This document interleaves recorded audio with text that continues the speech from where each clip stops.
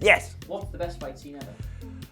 Well, you're going to get a lot of people coming in here and saying, oh, I like this fight scene because this one ripped guy has this epic conquest over this other insanely ripped guy who I cannot possibly relate to in any way, shape or form. Which is why the best fight scene in cinema is the Anchorman fight scene. Because it's something you can relate to. It's hyper realistic. We've all been there. You and your close mates get into a fight with everyone else, you know, who does a similar job to you. There's people on fire. There's someone being dragged around in a net whilst the two other blokes are riding on a horse. Someone gets their arm chopped off. We can relate to stuff like that. Brick throws a trident. What is there not to like about this scene? And then they recreated it in the second film. It was just as entertaining. It is a just fun fight that involves no touching of the hair and face, and that is my favourite kind of fighting. Escalates quickly as well. Yeah, it really does.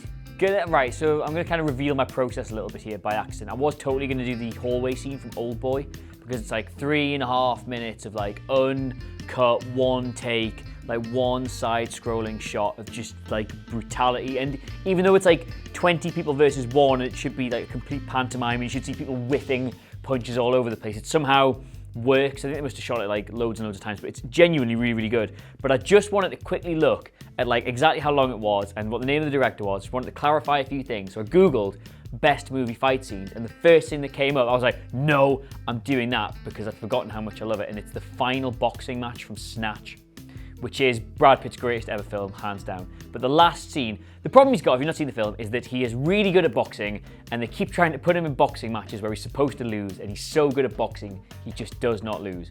And the film is full of very, very bad people wanting to do very, very bad things to each other, and it all builds to a head with this final boxing match. And if he doesn't just throw this fight, everybody is going to be murdered. And you're sort of aware of all these different moving parts, it's horrible. But the way they shoot the fight, how visceral it is, how guttural it is, the way it's like cuts slowed down footage with really hyper sped up stuff. They use different types of cameras, different types of lenses, different types of editing techniques, everything. It engrosses you in it so much, and it's like you wince with all of it, that you forget all the horrible things that are going to happen if this doesn't go according to plan. To the point where you start to root for him in the fight, be like, oh God, no, he has to lose this, otherwise everyone is going to be killed. Jason Statham's fantastic in it. The way they cut, like, the way the crowd are in it, and just everything about it looks... I actually think it's Guy Ritchie's best scene, full stop, this boxing match. With the whole... Not even just encounter everything that goes on with it, but, like, you get to the end, and you think, right, here we go. And I think he's called, is it Machine Gun something, or Good Night somebody? Like, the guy, he takes Brad Pitt off his feet, and there's this beautiful slow motion shot where he goes to land on the mat, but he actually lands in water. And he's sort of looking up at himself from underwater as he's getting a kick in on the floor, and it's like, oh no, is he gonna get beaten up too bad? Is he gonna die? What's going on here? And it cuts to Jason Statham, and he goes, all he has to do is stay down. It's just Brad Pitt like looking up from like under the water, and then he comes back up out of nowhere really quickly and just cracks the guy across the face, puts him to sleep, and it cuts right back to Jason Statham, and all the music dips off, and he just goes, now we are and it's one of my favorite bits. One of my favorite, like, I don't know what the term for it is, you know, like the bottom just drops out of a scene. It's one of my favorite, like, moments like that in cinema. Like, the music changes from in the Bushes by Oasis to, I think it's Angel by Massive Attack, and all of a sudden, all the entire rest of the film that you've forgotten about in this fight is just like, everyone's now in trouble. I love that scene. This is going to sound like a big load of recency bias, but I did see John Wick 3 this year, and I absolutely love the John Wick films. I think they're absolutely incredible. And Keanu Reeves, the main man, he's fantastic in it. And 3 pretty much starts off at like a breakneck pace. Like, you've had the events of the second film, spoilers if you haven't seen it, where, you know, John Wick gets excommunicadoed, which means that he's got a bounty out on him. And he basically the whole city is looking for him. And he's on the road and he comes into a little house and he's getting chased by a bunch of people, and he assembles an antique gun from different parts to make sure that it works. He assembles it just in time for people to burst into the room, shoots one of them, and then the fight goes into a hall of knives, because it's like an old armory / museum thing, and it's just them throwing knives at each other all the time, like just a constant knife throwing, just like that, and then he picks up a guy and uses him as like a pincushion, and like while the guys are throwing knives at him. And like the thing is, like not all the knives like connect, like they bounce off. It's very frantic, like not everything lands, and it's just really gruesome as well. There's a bit where he's got a guy and then he's bashing the knife in the head, and then he gets a guy in the eye, and it's all really gruesome but also really raw and authentic, and that's why it's great. And also, special shout out to Hard Target, because there's a bit where Jean-Claude Van Damme literally knocks out a snake. Yeah. Just picks it up, boo.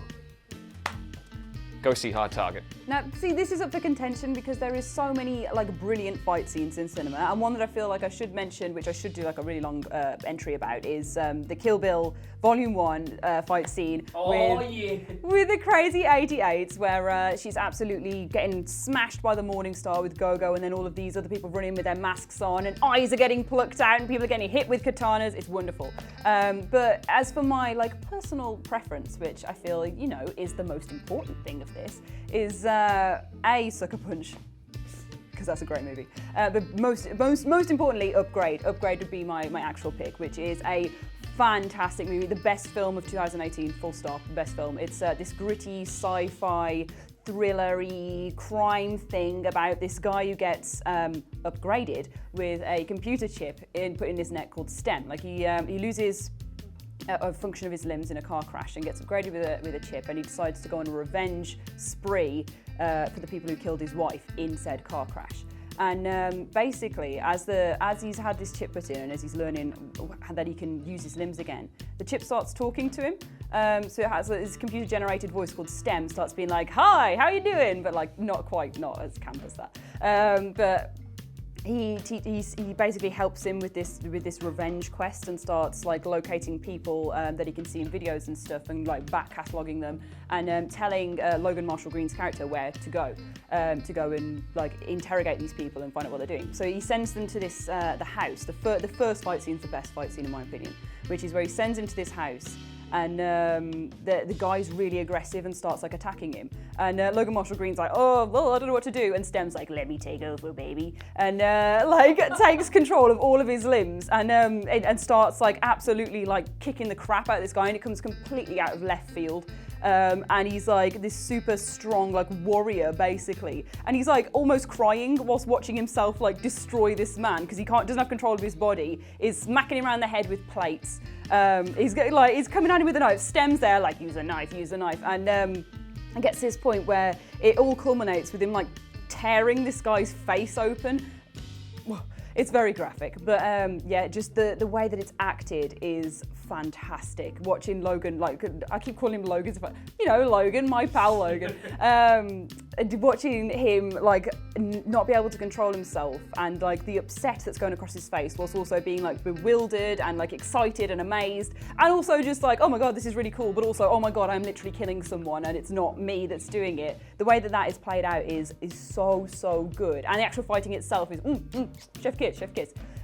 Because like the camera kind of moves with him, so it kind of like if he like stands up and the camera will just go with him, like so it's really like robotic framing as well. It's great. If you haven't seen Upgrade, go and watch Upgrade and revel in all of the fight scenes, but the first one in particular is very good.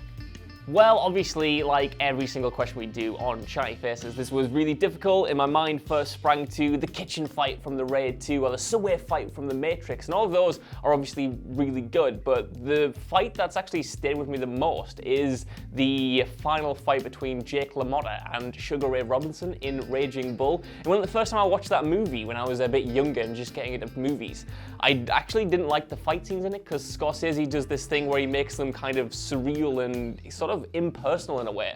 He's obviously constructed the rings themselves to be far bigger than they are in real life, and he gets right in there with them. And it's all very artificial, it's black and white, it's very over the top and stylized, but it works so well, especially in their final fight, because they've had this history together, and they go into this emotional final fight where Jake LaMotta is just kind of given up, and he just gets absolutely wailed on. And Scorsese uses some really interesting techniques in this sequence where he kind of, you know, he gets the camera right up close. It's really really disorientating. You've got the commentators over the top. You've got like the yelling of the crowd. You've got the flashes and the flurry of the people taking photos.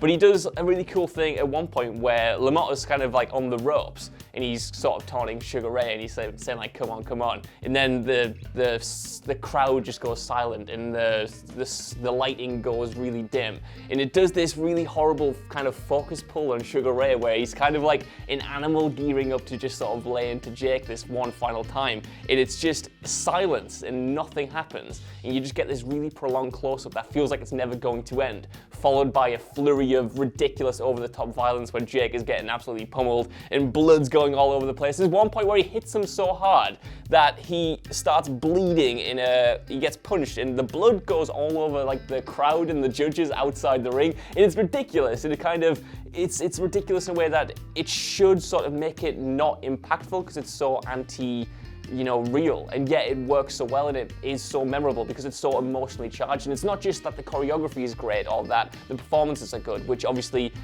are the first traits you think of in a good, well done fight scene. It's just that every sort of subtle thing Scorsese does with the camera and the editing just serves to bring out like the impact of the fight and the emotion of the fight, as well as it just being a really sort of, well choreographed scene in its own right. And now I appreciate it a lot more, and it's better than Rocky, I'll give you that. So, my answer, as ever, is a two-part answer. Firstly, I was going to talk about Fallout Boy. No, I wasn't. I was going to talk about Mission Impossible Fallout. That's how my brain works. Where so there's the infamous bathroom fight, which is just phenomenal. It has Henry Cavill, Tom Cruise, and a third character who that's really dismissive, isn't it? But he's not that important. Obviously, he's a side character. They are attacked in the toilet, which is the most vulnerable of all places to be attacked, I find.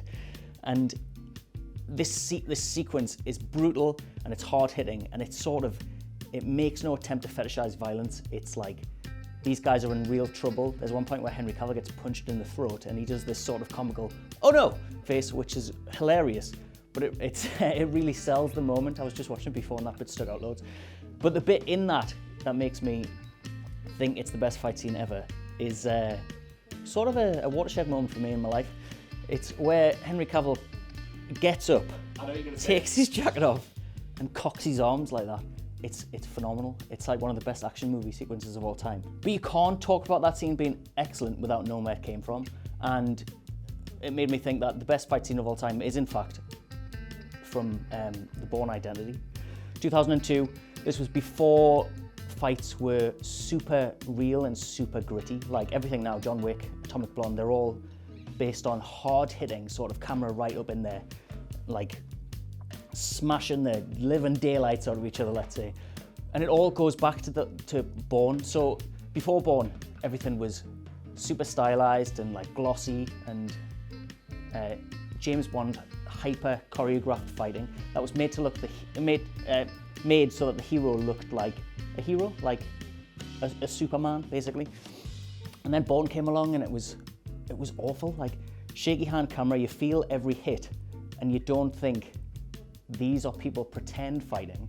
These are people fighting, and it has this great moment where Bourne picks up a pen because he has no weapons, and he stabs it down the webbing in the other guy's. Yeah, exactly. You can't see what he's just done, but that reaction, exactly. And it's just, it's like improvised, but it's brilliant. And the whole thing basically set the framework for every action film that came after it. Even up until now, you look at that Fallout scene and you see where it came from in terms of Bourne, and it completely changed the Bond franchise, and pretty much everything owes to that scene. So that's why it's the best, because everything copied it. It also made some of the worst fight scenes, though. I mean, shaky cam was really well done in Bond, but Yes. it made everyone just do it and not know what made it so good. In the Exactly. Copycats don't always get it right. It was the big point that came out of there. Yeah.